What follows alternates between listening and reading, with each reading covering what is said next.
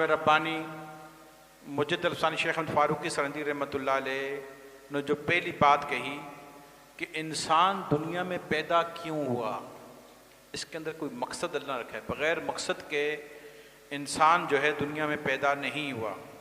جس طریقے سے یہ پنکھا جو ہے، جس سائنسدان نے اس کو بنایا، اس کے اندر ایک مقصد رکھا کہ یہ ہم کو ہوا دے گا، یہ ایسے چلے گھومے گا، اور اس سے مقصد ہمارا ہوا حاصل کرنا ہے۔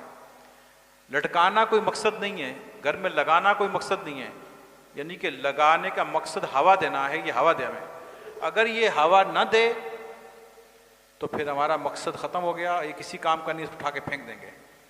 بلب سیور لگا ہوا ہے، اس کا مقصد ہمیں روشنی دینا ہے، ہمیں کمرے کو روشن کرنا، روشنی دینا ہے۔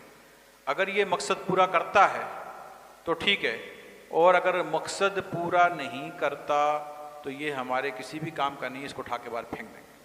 اسی طریقے سے انسان، یہ تو عام چیزیں دنیا میں جو بنائی گئی، جیسے اسپیکر ہے، اس کا مقصد آواز کو دور تک پہنچانا ہے۔ اگر یہ دور تک نہ پہنچائے تو یہ یہاں منہ میں لگانے کا کوئی مقصد نہیں ہے، مقصد یہ کہ اس آواز کو دور تک پہنچائے، اس لیے لگایا ہوا ہے۔ اسی طریقے سے تو یہ تو دنیا کی جو مادی چیزیں ہیں، ان کو جو بنایا گیا ہے اور اس میں مقصد کوئی رکھا گیا ہے، اگر وہ مقصد انجام دیتی ہیں تو ٹھیک ہے، ورنہ وہ کباڑیے کے ہاتھ روانہ کر دیا جاتا۔ اس طریقے سے انسان تو ایک ایسی مخلوق ہے کہ جس کو اللہ تبارک و تعالیٰ نے، وہ خالق مالک ہے، اس نے پیدا کیا خاص مقصد کے لیے۔ وہ مقصد یہاں پر بیان کر رہے ہیں، اور اس کی ترجمانی قرآن مجید کے حوالے سے، یہ قرآن مجید کی بات ہے۔ اللہ تبارک و تعالیٰ ارشاد فرماتا ہے وَمَا خَلَقْتُ الْجِنَّ وَالْإِنسَ إِلَّا لِيَعْبُدُونَ۔ اللہ فرماتا ہے میں نے جنوں اور انسانوں کو اپنی عبادت کے لیے بنایا ہے۔ تو انسان کے پیدا کرنے کا مقصد واحد، ایک ہی مقصد قرآن مجید میں بیان کیا گیا، وہ یہ کہ میرے بندو تمہیں میں نے اپنی عبادت کے لیے بنایا ہے، تمہیں میں نے اپنی عبادت کے لیے بنایا ہے۔ تو اب ہمیں یہ بات ہمارے علم میں آ گئی کہ دنیا میں ہمارے آنے کا مقصد اللہ تبارک و تعالیٰ کی عبادت کرنا ہے۔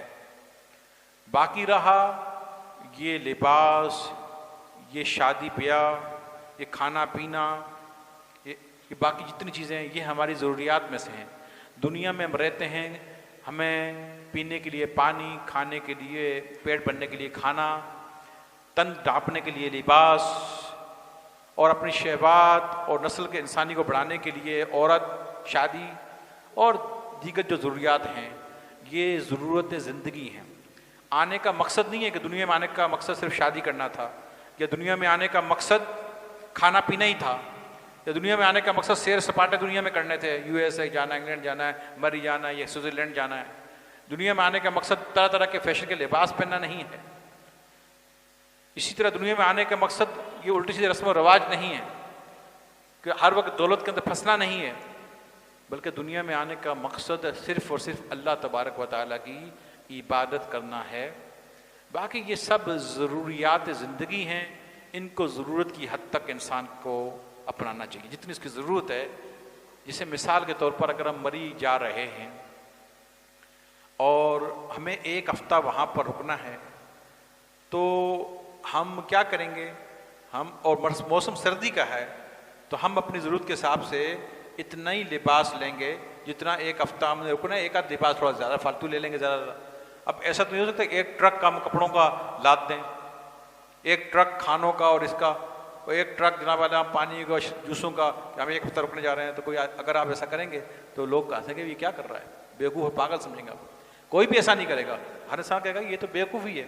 ایک ہفتے کے لیے جا رہے ہو، 2-4 جوڑے بہت ہیں، ڈیلی ایک جوڑا چینج کرنا، 7 جوڑے بہت ہیں۔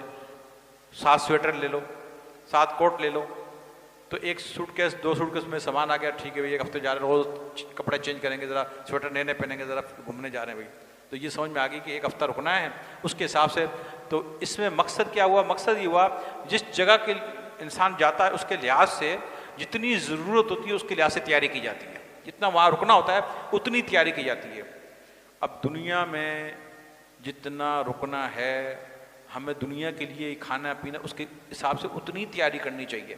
اس میں بڑی ایک مشہور حدیث مبارکہ مجھے یاد آئی کہ بعض اصحاب کرام سے مروی ہے کہ نبی کریم علیہ السلام نے ارشاد فرمایا تم اپنی دنیا کے لیے اتنی محنت کرو جتنا تم نے یہاں پر رہنا ہے، آخرت کے لیے اتنی تیاری کرو جتنا تم نے وہاں پر رہنا ہے، اللہ عز و جل کے لیے اتنی عبادت کرو اس کی جتنے تم اس ذات کے محتاج ہو، اور آگ کے لیے اتنا ہی عمل کرنا جتنا تم آگ میں صبر کر سکو۔ تو میرے چاہنے والا امام غزالی نے ایھا الولد ایک رسالہ اس کے اندر بھی اس حدیث کو نقل کیا۔ تو دنیا میں جتنا رہنا ہے اس کی تیاری اتنی، آخرت میں جتنا رہنا ہے، اب آپ دیکھیں دنیا میں کتنا رہنا ہے اور آخرت میں کتنا رہنا ہے، تو اس کی اتنی تیاری، اور اللہ کی ذات کے لیے عبادت نہیں جتنا اس کے ہم محتاج ہیں، اور آگ کے لیے یعنی گناہ اتنا ہی کرو جتنا تم آگ میں صبر کر سکو، کیونکہ آگ گناہ کا انجام آگ ہے۔ تو ایک ماچس کی تیلی جلا کر تمہارے ہاتھ تھیلی میں رکھتے ہیں، تم کتنا صبر کر سکتے ہو؟ بولے اتنا ہی کرنا جتنا تم صبر کر سکو۔ تو معلوم یہ چلا یہ گفتگو جو آپ کے سامنے کی، انسان دنیا میں جو پیدا ہوا ہے اللہ تبارک و تعالیٰ کی عبادت کے لیے بنا اور پیدا کیا گیا ہے، باقی چیزیں اس کی ضروریات میں سے ہیں۔